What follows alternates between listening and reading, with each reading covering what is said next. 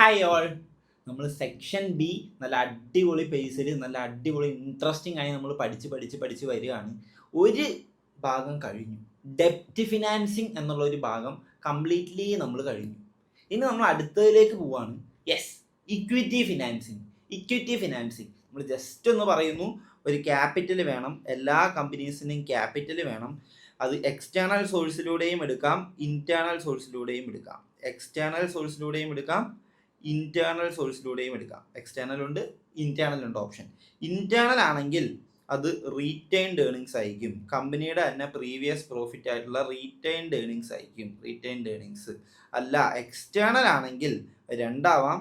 ഒന്നല്ലെങ്കിൽ ഡെപ്റ്റ് ആവാം, അല്ലെങ്കിൽ ഇക്വിറ്റി ആവാം. സോ എക്സ്റ്റേണൽ ആണ് നമ്മൾ പഠിച്ചുകൊണ്ടിരുന്നത്. ഇത് ഇക്വിറ്റി നമ്മൾ പഠിച്ചു കഴിഞ്ഞു. ഇന്നിനി പഠിക്കാൻ പോകുന്നത്, ഡെപ്റ്റ് നമ്മൾ പഠിച്ചു കഴിഞ്ഞു. നമ്മളിനി പഠിക്കാൻ പോകുന്നത് ഇക്വിറ്റി ഫിനാൻസ് ആണ്. ഇക്വിറ്റി അതായത് കമ്പനിയുടെ ഉടമകൾ, ഓണേഴ്സ് എങ്ങനെയാണ് അവർക്ക് കോമൺ സ്റ്റോക്ക് അല്ലെങ്കിൽ ഓർഡിനറി ഷെയർസ് ഇഷ്യൂ ചെയ്യുന്നത്, എങ്ങനെയാണ് അതിൻ്റെ കാര്യങ്ങൾ വരുന്നത്. ഇക്വിറ്റി ഫിനാൻസിങ്ങിനെ പറ്റി ആയിരിക്കും ഈ ഒരു ക്ലാസ്സിൽ, ഈ ഒരു വീഡിയോയിൽ നമ്മൾ പഠിക്കുന്നുണ്ടാവുക. ഓക്കെ, നമുക്ക് സ്റ്റാർട്ട് ചെയ്യാം. ആദ്യം തന്നെ നമ്മൾ പറയുന്നു ടൈപ്സ് ഓഫ് ഇക്വിറ്റി സെക്യൂരിറ്റീസ്. രണ്ട് തരം ഇക്വിറ്റി ഷെയർസ് ആണുള്ളത്. നമ്മൾ എപ്പോഴും സ്കൂളിലും കോളേജിലും ഒക്കെ നിങ്ങൾ പഠിച്ച പോലെ തന്നെ ഓർഡിനറി ഷെയർസ് ഉണ്ട്. അതിനെ വിളിക്കുന്നതാണ് കോമൺ സ്റ്റോക്ക്. ഓക്കെ, പിന്നെ ഉള്ളത് പ്രിഫറൻസ് ഷെയർസാണ്. നമ്മുടെ ഇന്ത്യയിൽ പറയുന്ന പ്രിഫറൻസ് ഷെയർസ് എന്ന് പറയും. യു കെയിലേക്ക് വരുമ്പോൾ പ്രിഫേർഡ് സ്റ്റോക്ക് എന്ന് പറയും. ഓക്കെ, ഈ രണ്ട് രീതിയിലുള്ള ഇതാണുള്ളത്. ഒന്നാണെങ്കിൽ ഓർഡിനറി ഷെയർസ്, മറ്റൊന്നാണെങ്കിൽ പ്രിഫറൻസ് ഷെയർസ്. ഈ രണ്ട് രീതിയിൽ നമുക്ക് ഷെയർസ് ഇഷ്യൂ ചെയ്യാം. അതിൻ്റെ രണ്ട് പേര് പറയുന്നുണ്ട്. ഒന്നിലെ കോമൺ സ്റ്റോക്ക് എന്ന് വിളിക്കും, അല്ലെ പ്രിഫേർഡ് സ്റ്റോക്ക് എന്ന് വിളിക്കും. കോമൺ സ്റ്റോക്ക് ആണെങ്കിൽ എല്ലാ കമ്പനിയും ഇഷ്യൂ ചെയ്തിട്ടുണ്ടാവും. ഇക്വിറ്റി ഷെയർ ക്യാപിറ്റൽ എന്നുള്ളത്, ഓർഡിനറി ഷെയർസ് എന്നുള്ളത് എല്ലാ കമ്പനീസും ഇഷ്യൂ ചെയ്തിട്ടുണ്ടാവും, നിർബന്ധമായി ഇഷ്യൂ ചെയ്തിട്ടുണ്ടാവും. ബട്ട് പ്രിഫേർഡ് സ്റ്റോക്ക് എല്ലാ കമ്പനീസും ഒന്നും ഇഷ്യൂ ചെയ്തിട്ടുണ്ടാവില്ല. നോക്ക്, issued by some companies only. Some കമ്പനീസേ ഇഷ്യൂ ചെയ്തിട്ടുണ്ടാവുള്ളൂ. പ്രിഫേർഡ് സ്റ്റോക്ക് എന്ന് പറഞ്ഞാൽ ഒരുമാതിരി ഹൈബ്രിഡ് മോഡലാണ്. നമ്മൾ ക്ലാസ് എടുക്കുമ്പോൾ നമ്മൾ പറയാറില്ലേ ഹൈബ്രിഡ് ആണെന്ന്. എന്ന് വെച്ചാൽ ഓഫ്ലൈൻ ക്ലാസ് ആയിരിക്കും. ആ ഓഫ്ലൈൻ ക്ലാസ്സിൽ തന്നെ ക്യാമറ വെച്ച് സെയിം ടൈമിൽ ഓൺലൈൻ സ്റ്റുഡൻസിനും കൊടുക്കും. അതിനെയാണ് ഹൈബ്രിഡ് സെഷൻസ് എന്ന് പറയുക. ഓഫ്ലൈൻ ക്ലാസ് എടുക്കുന്നു, അവിടെ തന്നെ ഒരു ക്യാമറ സെറ്റ് ചെയ്ത് ആ ഓഫ്ലൈൻ ക്ലാസ് എടുക്കുന്ന അതേ കൂടെ തന്നെ ഓൺലൈൻ സ്റ്റുഡൻസിനും പഠിക്കാം. അതുപോലെ അത് ഓൺലൈൻ്റെയും ഓഫ്ലൈൻ്റെയും ഒരു ഹൈബ്രിഡ് എന്ന് പറയും, ഒരു ക്രോസ് എന്ന് പറയും. അതുപോലെയാണ് പ്രിഫേർഡ് സ്റ്റോക്കിനെ പറയുക. ഡെപ്റ്റിന്റെ ക്വാളിറ്റീസും അതിനുണ്ട്, ഇക്വിറ്റിയുടെ ക്വാളിറ്റീസും അതിനുണ്ട്. ഡെപ്റ്റിന്റെ ഇക്വിറ്റിയുടെ രണ്ടിന്റെയും ക്യാരക്ടറിസ്റ്റിക്സ്, രണ്ടിന്റെയും സ്വഭാവം കാണിക്കുന്നതാണ് എന്തെന്ന് പറയുന്നത്, പ്രിഫേർഡ് സ്റ്റോക്ക് എന്ന് പറയുന്നത്. ഞാൻ മൈക്ക് വെക്കാൻ മറന്നുപോയി, അതൊന്ന് വെച്ചോ. ഓക്കെ, നമുക്ക് കണ്ടിന്യൂ ചെയ്യാം. ഇതുവരെ ഉണ്ടായിരുന്നത് നിങ്ങൾക്ക് ഒഡിബിൾ ആയിരുന്നു എന്ന് ഞാൻ വിശ്വസിക്കുന്നു. എന്തായാലും കണ്ടിന്യൂ ചെയ്തു പോവാം. ഇതുവരെ ജസ്റ്റ് ഇത്രേ പറഞ്ഞിട്ടുള്ളൂ. എല്ലാ കമ്പനീസിനും ഫിനാൻസ് വേണം. രണ്ട് രീതിയിൽ ഫിനാൻസ് എടുക്കാം. ഒന്നല്ലെങ്കിൽ ഡെപ്റ്റ് ഫിനാൻസ് ആയിരിക്കും എടുക്കുന്നത്, അല്ലെങ്കിൽ എടുക്കുന്നുണ്ടാവുക ഇക്വിറ്റി ഫിനാൻസ് ആയിരിക്കും. ഡെപ്റ്റ് ഫിനാൻസ് എന്നുള്ളത് നമ്മൾ ഫുള്ളി കംപ്ലീറ്റ് ചെയ്ത് കഴിഞ്ഞു. ഇനി ഇക്വിറ്റി ഫിനാൻസിലേക്കാണ് നമ്മൾ ഫോക്കസ് ചെയ്യുന്നത്.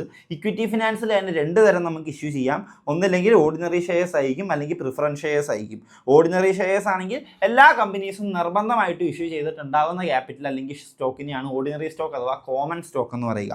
പ്രിഫേർഡ് സ്റ്റോക്ക് എന്ന് പറഞ്ഞാൽ എല്ലാവരും ഒന്നും ഇഷ്യൂ ചെയ്യില്ല, ആവശ്യമുള്ളവർ മാത്രം. പ്രിഫേർഡ് സ്റ്റോക്ക് എന്ന് പറയുന്നത് ഒരു ഹൈബ്രിഡ് മോഡലാണ്. ഓൺലൈൻ ക്ലാസ്സും ഓഫ്ലൈൻ ക്ലാസ്സും കൂടെ ഹൈബ്രിഡ് സെഷൻ എടുക്കുന്ന പോലെ തന്നെ ഡെപ്റ്റിൻ്റെ സ്വഭാവവും ഇക്വിറ്റിയുടെ സ്വഭാവവും കൂടെ കൂട്ടിയുള്ള ഒരു ഹൈബ്രിഡ് മോഡലാണ് പ്രിഫേർഡ് ഷെയർ എന്നുള്ളത്. ഇത്രയും കാര്യങ്ങളാണ് നമ്മൾ ഡിസ്കസ് ചെയ്തത്. ഇനി നമുക്ക് ആദ്യത്തെ ടൈപ്പ് കോമൺ സ്റ്റോക്കിനെ പറ്റി നല്ല വിശദമായിട്ടൊന്ന് പഠിക്കാം. ഓക്കെ, കോമൺ സ്റ്റോക്ക് ഹോൾഡ് ചെയ്യുന്ന ആൾക്കാരെ റെസിജ്വൽ ഓണേഴ്സ് എന്നാണ് വിളിക്കുന്നത്. റെസിജ്യു എന്ന വാക്കിൻ്റെ അർത്ഥം എന്താടാ? ബാലൻസ് എന്നാണ്. മിച്ചം കയ്യിൽ കിട്ടുന്നത് ബാലൻസ് എന്നാണ് അർത്ഥം. മിച്ചം എന്താണോ കയ്യിൽ കിട്ടുന്നത് അതിനെയാണ് വിളിക്കുന്നത്. ഇങ്ങനെ റെസിജ്വൽ ഓണേഴ്സ് എന്നല്ല, റെസിജ്വൽ ഓണേഴ്സ് എന്ന് വിളിക്കാനുള്ള കാരണം ലിക്വിഡേഷൻ്റെ സമയത്ത്, അതായത് ഒരു കമ്പനി പൂട്ടിക്കെട്ടുന്ന സമയത്ത് ഏറ്റവും അവസാനമായിരിക്കും ആർക്ക് ക്യാഷ് കിട്ടുന്നത്? ഈ ഇക്വിറ്റി ഷെയർ ഹോൾഡേഴ്സിന് ക്യാഷ് കിട്ടുന്നത്. അതായത് കോമൺ ഷെയർ ഹോൾഡേഴ്സ്, ഈ ഓർഡിനറി ഷെയർസ് മേടിച്ചിട്ടുള്ള കോമൺ സ്റ്റോക്ക് കയ്യിലുള്ളവർക്ക് ഏറ്റവും ലാസ്റ്റേ ക്യാഷ് കിട്ടൂ. ആദ്യം സെറ്റ് ഓഫ് ചെയ്യുക ഡെപ്റ്റ് ഹോൾഡേഴ്സിനെ ആയിരിക്കും. എക്സ്റ്റേണൽ ലയബിലിറ്റീസ് എന്ന് പറയും. ക്രെഡിറ്റേഴ്സിനെ, ഡെപ്റ്റ് ഹോൾഡേഴ്സിനെ ആയിരിക്കും ആദ്യം സെറ്റ് ഓഫ് ചെയ്യുക. അത് കഴിഞ്ഞിട്ട് പ്രിഫേർഡ് സ്റ്റോക്ക് ആയിരിക്കും സെറ്റ് ഓഫ് ചെയ്യുക, പ്രിഫറൻസ് ഷെയർ ക്യാപിറ്റൽ ആയിരിക്കും സെറ്റ് ഓഫ് ചെയ്യുക. ഇവർക്കൊക്കെ കൊടുത്തു കഴിഞ്ഞിട്ട് എന്തെങ്കിലും ബാക്കി ഉണ്ടെങ്കിൽ മാത്രമേ ആർക്ക് കിട്ടുള്ളൂ? ഇക്വിറ്റി, കോമൺ സ്റ്റോക്ക് ഹോൾഡ് ചെയ്യുന്ന ആൾക്കാർക്ക് കിട്ടുള്ളൂ. അതുകൊണ്ടാണ് റെസിജ്വൽ ഓണേഴ്സ് എന്ന് വിളിക്കുന്നത്. ലിക്വിഡേഷൻ്റെ സമയത്ത് എല്ലാവർക്കും കൊടുത്തു കഴിഞ്ഞിട്ട് എക്സ്റ്റേണൽ ലയബിലിറ്റി ഉള്ളവർ വാ, ഡെപ്റ്റേഴ്സ് ഇന്നാ നിങ്ങളുടെ കാശ്, പ്രിഫറൻസ് ഷെയർ ഹോൾഡേഴ്സ് വാ, ഇന്നാ നിങ്ങളുടെ കാശ്. അവർക്കൊക്കെ കൊടുത്തു കഴിഞ്ഞ് മിച്ചം എന്താണോ നമ്മുടെ കയ്യിലുള്ളത്, ആ മിച്ചമുള്ള റെസിജ്യൂ ആയിരിക്കും നമ്മുടെ കോമൺ സ്റ്റോക്ക് ഹോൾഡ് ചെയ്യുന്ന ഓണേഴ്സിന് കൊടുക്കുന്നുണ്ടാവുക. അതുകൊണ്ടാണ് അവരെ റെസിജ്വൽ ഓണേഴ്സ് എന്ന് വിളിക്കുന്നത്. Actually they are the owners of the company. അവരാണ് യഥാർത്ഥ ഉടമസ്ഥരെന്ന് പറയുന്നത്. ഓക്കെ, ഇനി അടുത്തതെന്ന് പറയുന്നത് ഹയ്യസ്റ്റ് കോസ്റ്റ് ഓഫ് ഫിനാൻസിങ് ആണ്. Highest cost of financing due to highest risk. ഇവിടെ വീണ്ടും ഭയങ്കര എക്സ്പ്ലെയിൻ ചെയ്ത് പറയേണ്ടതൊന്നും ആവശ്യമില്ല. ഡെപ്റ്റ് പഠിച്ചുകൊണ്ടിരുന്ന സമയത്ത് നമ്മൾ ഒരുപാട് തവണ പഠിച്ചതാണ്. ഡെപ്റ്റിന് കിട്ടുന്ന പേയ്മെൻറ്റ് ഇൻട്രസ്റ്റ് ആണ്. അതെന്താണ്? ഫിക്സ്ഡ് ആണ്. സോ അതുകൊണ്ട് റിസ്ക് എന്താണ്? ഭയങ്കര കുറവാണ്. ഫിക്സ്ഡ് ആയിട്ടുള്ള പേയ്മെൻ്റ് ആണ്. ഇൻട്രസ്റ്റ് എന്നുള്ളത് അവർക്ക് എന്തായാലും കിട്ടുന്നുണ്ടാവും. ഇക്വിറ്റിയുടെ കേസിൽ അന്നേരം തൊട്ട് നമ്മൾ പറയുന്ന കേട്ടോ, ഇക്വിറ്റിയുടെ കേസിൽ ഇവർക്ക് കിട്ടുന്നുണ്ട് ഇതെന്ന് പറയുന്നത്, റിട്ടേൺ എന്ന് പറയുന്നത് ഡിവിഡൻ്റ് ആണ്. അത് ഫിക്സ്ഡ് അല്ല.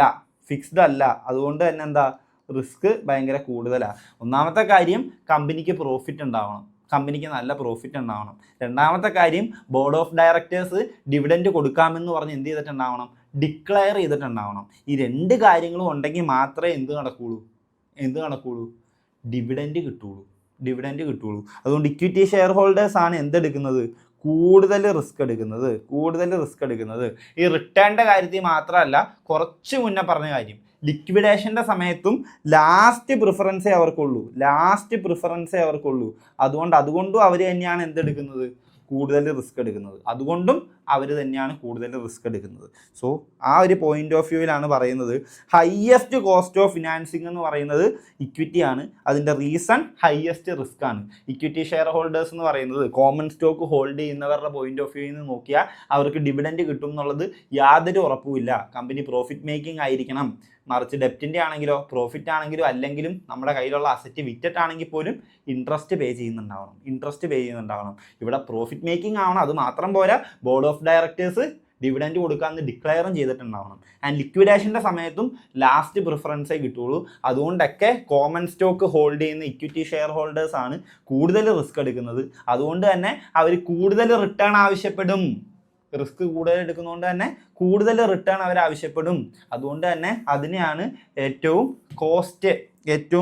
കോസ്റ്റ് കൂടിയ ഫിനാൻസ് എന്ന് പറയുന്നത്. ഏറ്റവും ചീപ്പസ്റ്റ് സോഴ്സ് ഓഫ് ഫിനാൻസ് ആണ് ഡെപ്റ്റ് എന്നുള്ളത്. ഏറ്റവും കോസ്റ്റ് കൂടിയ ഫിനാൻസ് ആണ് ഇക്വിറ്റി എന്നുള്ളത്. ഓക്കെ, ആദ്യത്തെ 2 പോയിന്റ് പറഞ്ഞു. ഇനി കോമൺ ഷെയർ ഹോൾഡേഴ്സിൻ്റെ അവർക്ക് കുറച്ച് റൈറ്റ്സ് ഉണ്ട്. അതെന്തൊക്കെയാണെന്ന് നോക്കാം. ഈക്വിറ്റി ഷെയർ ഹോൾഡേഴ്സിന് 4 റൈറ്റ്സ് പറയുന്നുണ്ട്. അതെന്തൊക്കെയാണെന്ന് നമുക്ക് 1 by 1 നോക്കാം. വോട്ടിംഗ് റൈറ്റ്സ് കിട്ടും. ഇവരല്ലേടാ കമ്പനിയുടെ മുതലാളിമാർ, ഇവരല്ലേ ഷെയർ ഹോൾഡേഴ്സ്. അതുകൊണ്ട് തന്നെ ഇവർക്ക് എന്ത് കിട്ടും? ഒരു തീരുമാനമൊക്കെ എടുക്കേണ്ടപ്പോൾ ഇവർക്ക് വോട്ട് ചെയ്യാനുള്ള അവകാശം ഉണ്ടാവും. വോട്ടിംഗ് റൈറ്റ്സ് കിട്ടുന്നുണ്ടാവും. 1 ഷെയറിന് 1 വോട്ട്. അങ്ങനെയാണ് മെജോറിറ്റി ഓഫ് ദ കമ്പനീസും ഫോളോ ചെയ്യുന്നത്. 1 ഷെയറിന് 1 വോട്ട് ഉണ്ടാവും. സോ 10 ഷെയർ ഹോൾഡ് ചെയ്യുന്ന ആളാണെങ്കിൽ അയാൾക്ക് 10 വോട്ട് കിട്ടുന്നുണ്ടാവും. കണ്ടോ? എലക്ട് ബോർഡ് ഓഫ് ഡയറക്ടേഴ്സിന്, കോർപ്പറേറ്റ് ഡിസിഷൻസിന്, കമ്പനിയുടെ ഡിസിഷൻസ് എടുക്കാൻ വേണ്ടിയിട്ട്, ബോർഡ് ഓഫ് ഡയറക്ടേഴ്സിനെ ചൂസ് ചെയ്യാൻ വേണ്ടിയിട്ട്, ഇതിനൊക്കെ ഇലക്ഷൻ നടത്തുമ്പോൾ വോട്ടിംഗ് റൈറ്റ്സ് കിട്ടും. കോമൺ സ്റ്റോക്ക് ആണ് ഹോൾഡ് ചെയ്യുന്നതെങ്കിൽ വോട്ടിംഗ് റൈറ്റ്സ് കിട്ടും. ഒന്നാമത്തെ അവരുടെ റൈറ്റ്സ്, വോട്ടിംഗ് റൈറ്റ്. രണ്ടാമത്തെ റൈറ്റ്, ഡിവിഡൻഡ് കിട്ടുക എന്നുള്ള അവരുടെ റൈറ്റ് തന്നെയാണ്. ഡിവിഡൻഡ് കിട്ടുക എന്നുള്ളത് അവരുടെ അവകാശമാണ്. പക്ഷെ നമ്മളല്ലേ ഇത്രയും നേരം പറഞ്ഞേ ഡിവിഡൻഡ് എന്നുള്ളത് ഫിക്സ്ഡ് പേയ്മെൻ്റ് അല്ല, പ്രോഫിറ്റ് ഉണ്ടെങ്കിൽ മാത്രമേ കിട്ടുള്ളൂ, അതും ബോർഡ് ഓഫ് ഡയറക്ടേഴ്സ് തീരുമാനിച്ചാൽ മാത്രമേ കിട്ടുള്ളൂ എന്ന്. കറക്റ്റാണ്. അങ്ങനെ തന്നെയാണ്. ഡിവിഡൻഡ് ഒരു ഉറപ്പുമില്ലാത്ത പേയ്മെൻറ്റാണ്. പക്ഷെ അതേ നമ്മൾ പറയുന്നു ഡിവിഡൻഡ് അവരുടെ റൈറ്റ് ആണെന്ന്. എപ്പോൾ മാത്രം? If declared. Board of directors declare ചെയ്തു ഈ വർഷം നിങ്ങൾക്ക് ഇത്ര ഡോളേഴ്സ് ഡിവിഡൻഡ് ആയിട്ട് തരും എന്ന് ബോർഡ് ഓഫ് ഡയറക്ടേഴ്സ് ഡിക്ലെയർ ചെയ്ത് കഴിഞ്ഞാൽ അത് അവരുടെ റൈറ്റാണ്. പിന്നെ അവർക്കത് കിട്ടിയേ പറ്റൂ. പിന്നെ അത് അവർക്ക് നിർബന്ധമായിട്ടും കിട്ടണം. ഡിക്ലെയർ ചെയ്തിട്ടുണ്ടോ ഡിവിഡൻഡ് കിട്ടുക എന്നുള്ളത് അവരുടെ റൈറ്റായിട്ട് മാറും. മനസ്സിലായില്ലേ? ഡിക്ലെയർ ചെയ്തിട്ടുണ്ടോ അവരുടെ റൈറ്റ് ആയിട്ട് മാറും. ഇതാണ് രണ്ടാമത്തെ റൈറ്റ്. ഒന്നാമത് നമ്മൾ പറഞ്ഞു വോട്ടിംഗ് റൈറ്റ്സ് കിട്ടും, വോട്ട് ചെയ്യാനുള്ള അവകാശം കിട്ടും, ഒരു ഷെയറിന് ഒരു വോട്ട് എന്നുള്ള രീതിയിൽ. രണ്ടാമത് നമ്മൾ പറഞ്ഞു ഡിക്ലെയർ ചെയ്തിട്ടുണ്ടെങ്കിൽ ഡിവിഡൻഡ് കിട്ടുക എന്നുള്ളത് അവരുടെ റൈറ്റ് ആണ്. ഡിക്ലെയർ ചെയ്തിട്ടുണ്ടെങ്കിൽ അല്ലാതെ കിട്ടൂല. ഡിക്ലെയർ ചെയ്തിട്ടുണ്ടെങ്കിൽ അവകാശമാണ്. ഡിക്ലെയർ ചെയ്തിട്ടില്ലെങ്കിലോ ഷെയർ ഹോൾഡേഴ്സിന് പോയി പറയാൻ പറ്റില്ല എനിക്ക് താ ഡിവിഡൻഡ് താ, ഞാൻ പൈസ ഇൻവെസ്റ്റ് ചെയ്തിട്ടില്ലേ ഡിവിഡൻഡ് താ, പറയാൻ പറ്റില്ല. ഡിക്ലെയർ ചെയ്തിട്ടുണ്ടെങ്കിൽ അവർക്ക് അത് അവരുടെ റൈറ്റ് ആയിട്ട് അവർക്ക് പോയി ചോദിക്കാൻ പറ്റും. മനസ്സിലായോ? ഇനി മൂന്നാമത്തത് പ്രിയംറ്റീവ് റൈറ്റ്സ്. എന്താടാ പ്രിയംറ്റീവ് റൈറ്റ്സ് എന്താ? ഞാൻ പറയട്ടെ. കമ്പനിയിൽ ടോട്ടൽ 1000 ഷെയർസ് ഉണ്ട്. കമ്പനിയിൽ ടോട്ടൽ 1000 ഷെയർസ് ഉണ്ട്. ഈ ഒരു പ്രപ്പോർഷനിലാണ് പോകുന്നത്. ഒരാൾ 200 ഷെയർ മേടിച്ചിട്ടുണ്ട്, ഒരാൾ 300 ഷെയർ മേടിച്ചിട്ടുണ്ട്, ഒരാൾ 500 ഷെയർ മേടിച്ചിട്ടുണ്ട്. ഈ കമ്പനിയുടെ ABC കമ്പനിയാണേ. ഈ കമ്പനിയുടെ 1000 ഷെയർസ് ആണുള്ളത്. അതിൽ A 300 share, A 200 share, B 300 share, C 500 share മേടിച്ചിട്ടുണ്ട്. അതായത് Aക്ക് 20%, Bക്ക് 30% ഹോൾഡിങ്, Cക്ക് 50% ഹോൾഡിങ്.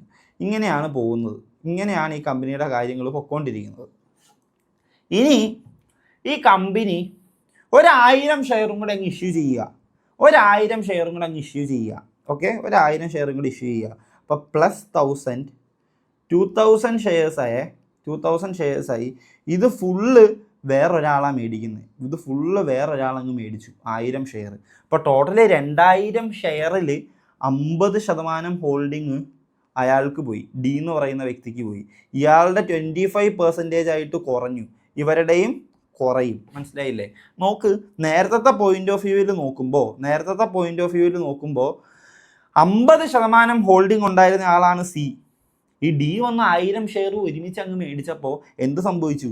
സിയുടെ ഹോൾഡിംഗ് ഒറ്റയടിക്ക് 25% ആയിട്ട് അങ്ങ് കുറഞ്ഞു.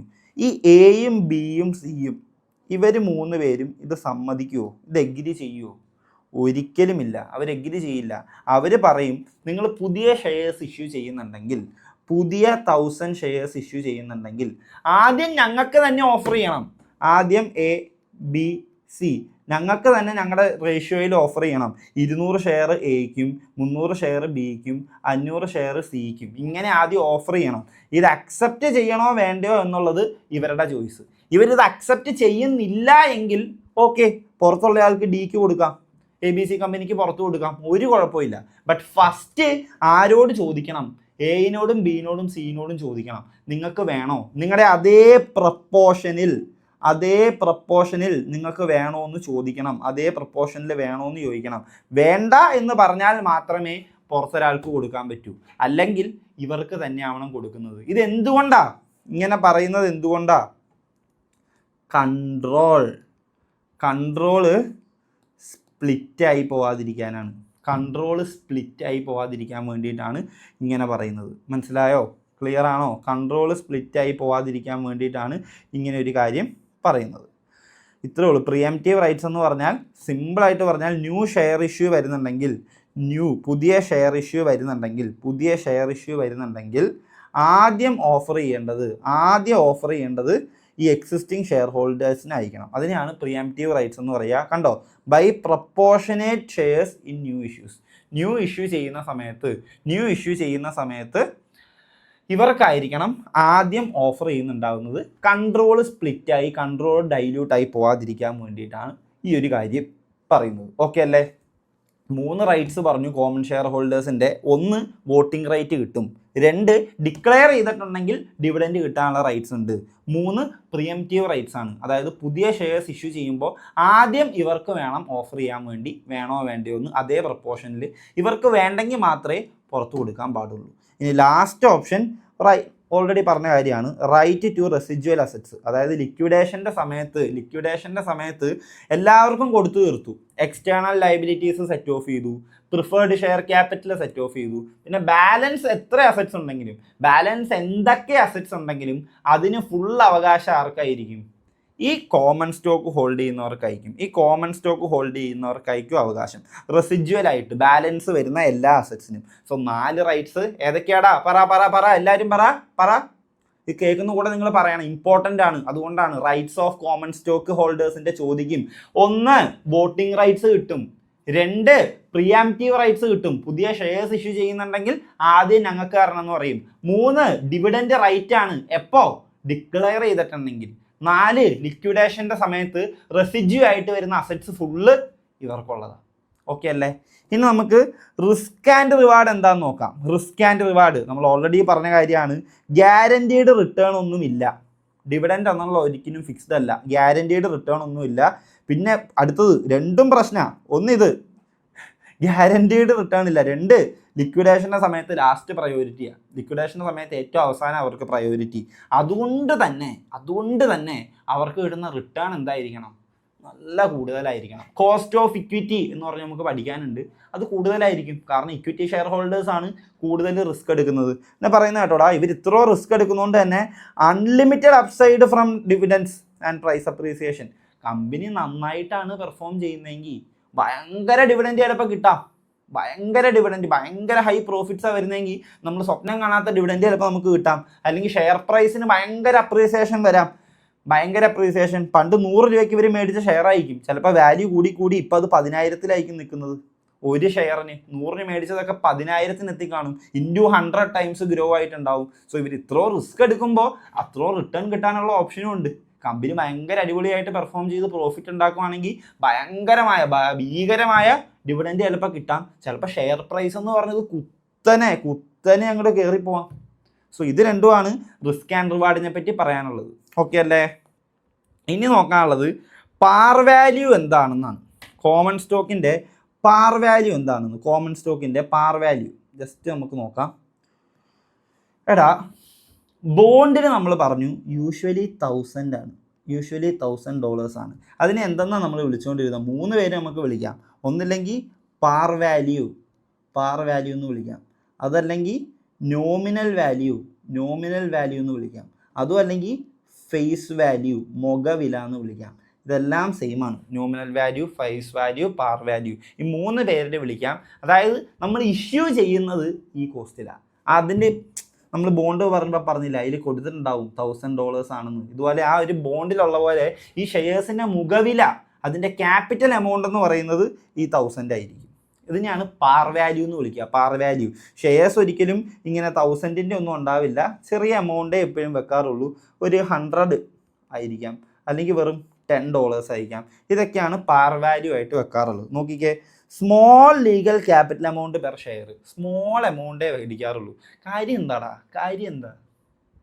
ഒരിക്കലും ഈ ക്യാപിറ്റലായിട്ട് മേടിക്കുന്ന പൈസ ഇല്ലേ, ഈ ക്യാപിറ്റലായിട്ട് മേടിക്കുന്ന പൈസ ഇവർക്ക് ഡിവിഡൻഡ് കൊടുക്കാനൊന്നും ഉപയോഗിക്കാൻ പറ്റില്ല. ഒന്നാമത്തെ കാര്യം. രണ്ടാമത്തെ കാര്യം, ഈ ഫേസ് വാല്യൂ മാത്രമാണ് ഷെയർ ഹോൾഡേഴ്സിനോട് ഉള്ള ലയബിലിറ്റി. അതായത് കമ്പനിയൊക്കെ അടച്ചു പൂട്ടുക ലിക്വിഡേഷൻ്റെ സമയത്ത്. ഷെയർ ഹോൾഡേഴ്സിന് മാക്സിമം ഡിമാൻഡ് ചെയ്യാൻ പറ്റുന്നത് അവരുടെ ഈ ഫേസ് വാല്യൂ മാത്രമാണ്. അതിൽ കൂടുതലൊന്നും ഡിമാൻഡ് ചെയ്യാൻ പറ്റില്ല.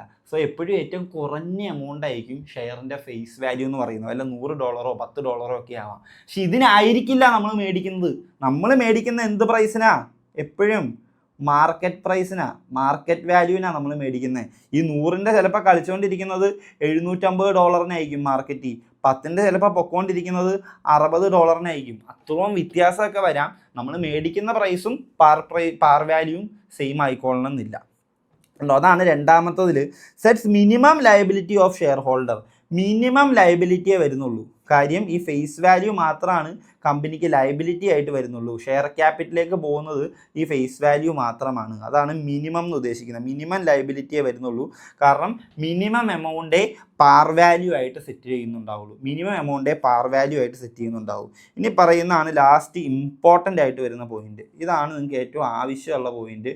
കുറച്ച് അക്കൗണ്ട്സിൻ്റെ കാര്യങ്ങളാണ്, FR പോയിന്റ് ഓഫ് വ്യൂവിലുള്ളതാണ്, എന്നാലും അറിഞ്ഞിരിക്കുക.